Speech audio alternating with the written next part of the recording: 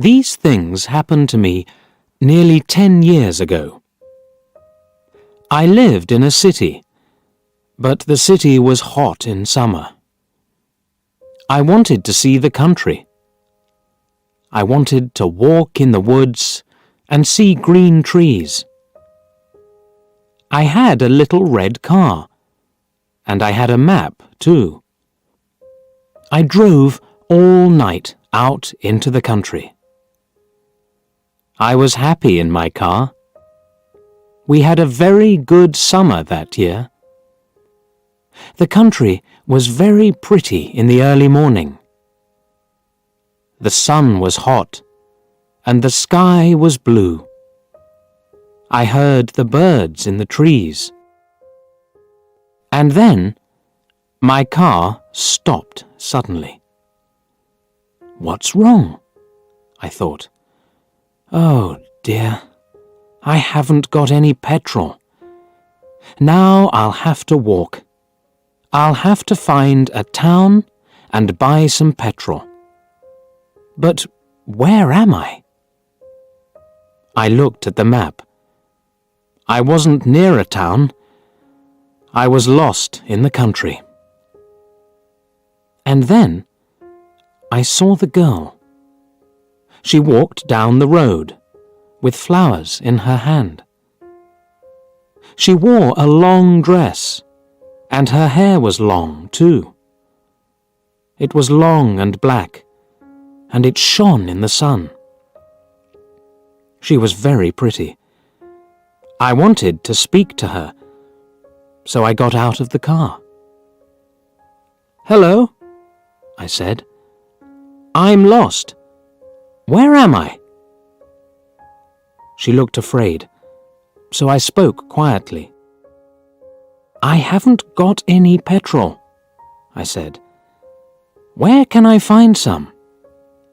Her blue eyes looked at me, and she smiled. She's a very pretty girl, I thought. "I do not know," she said. "Come with me to the village. Perhaps we can help you."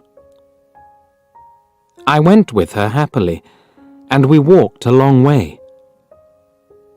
There isn't a village on the map, I thought. Perhaps it's a very small village. There was a village, and it was old and pretty. The houses were black and white and very small. There were a lot of animals. The girl stopped at a house and smiled at me. "Come in, please," she said. I went in. The house was very clean, but it was strange too. There was a fire and some food above it. I felt hungry then. That's strange, I thought. They cook their food over a wood fire. Perhaps they have no money. I met her father and mother, and I liked them. They were nice people, but their clothes were strange. "Sit down," said the old man. "Are you thirsty after your walk?" He gave me a drink, and I said, "Thank you." But the drink was strange too. It was dark brown and very strong. I didn't understand, but I was happy there. I asked about petrol, but the old man didn't understand. "Petrol?" he asked. "What is that?" This is strange, I thought. Then I asked, "Do you walk everywhere?" The old man smiled. "Oh, no, we use horses," he said. Horses, I thought. Horses are very slow. Why don't they have cars? But I didn't say that to the old man. I felt happy there. I stayed all day, and I ate dinner with them that evening. Then the girl and I went out into the garden. The girl's name was Mary. "This is nice," she said. "We like having visitors. We do not see many people here." We spoke happily. She was very beautiful. But after a time, she began to talk quietly, and her face was sad. "Why are you sad?" I asked her. "I cannot tell you," she said. "You are only a visitor here.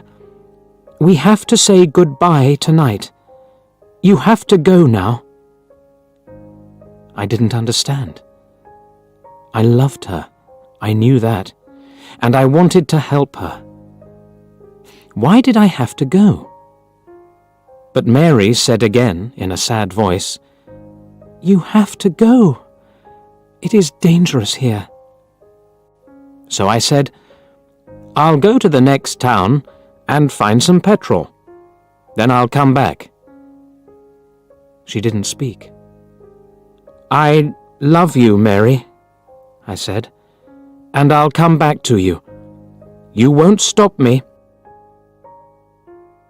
She said goodbye to me at the door. Her face was very sad, and I was sad too. I didn't want to go. It was midnight.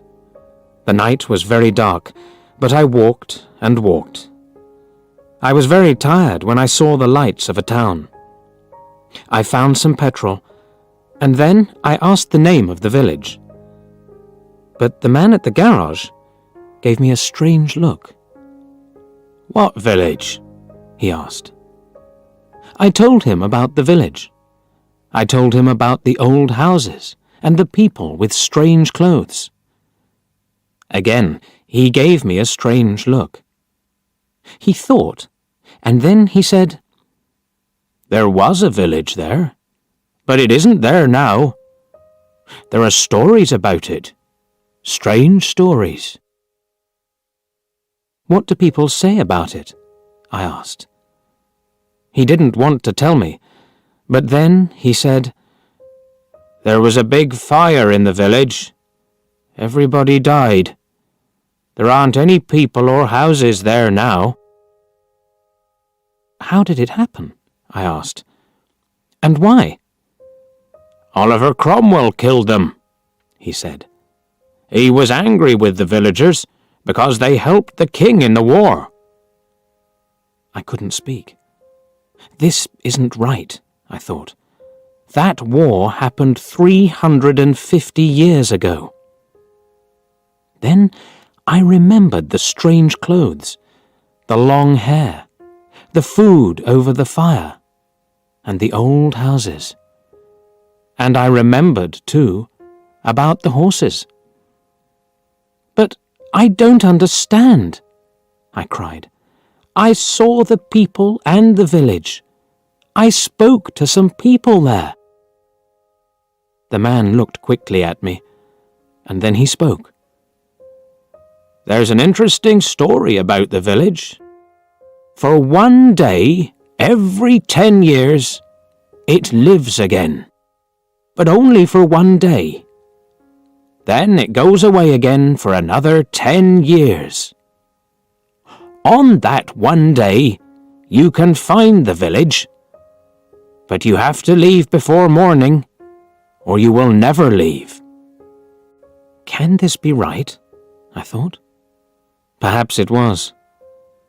Mary said, "You have to go." She loved me, but she said, "We have to say goodbye." She was afraid for me. Now I understand, I thought. I went back to the village, but it wasn't there.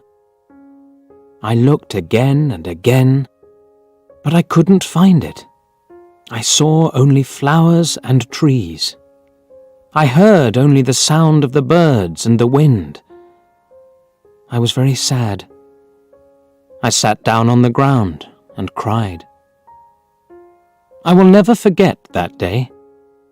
I remember Mary, and I will always love her. Now, I only have to wait 2 months. The village will come back again. On the right day, I will go back. I will find her again, my love with the long black hair.